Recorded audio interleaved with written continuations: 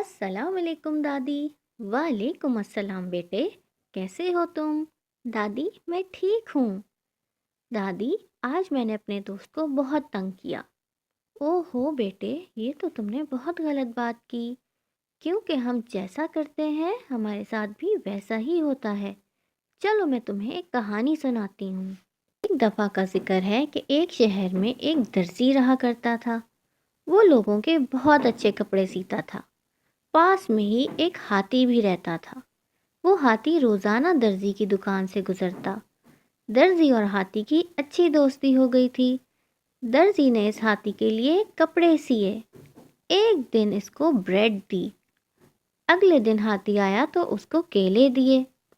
दर्जी की दुकान पर आकर हाथी बहुत खुश होता था।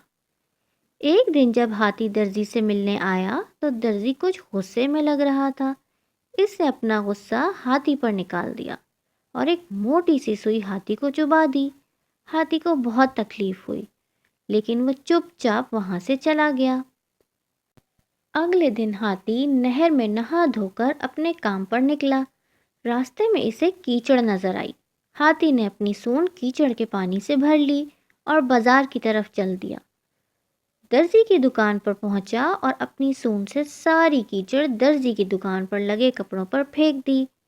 अब दर्जी अपने किए पर बहुत शर्मिंदा था, लेकिन अब कुछ नहीं हो सकता था। उसके सारे कपड़े खराब हो चुके थे। इस कहानी से हमें ये सबक मिलता है कि हम किसी के साथ जैसा करेंगे हमारे साथ भी वैसा ही होगा। इसीलिए तो कहते हैं, जैसा करोगे वैसा भरोगे। प्यारे दोस्तों, उम्मीद है आपको ये कहानी अच्छी लगी।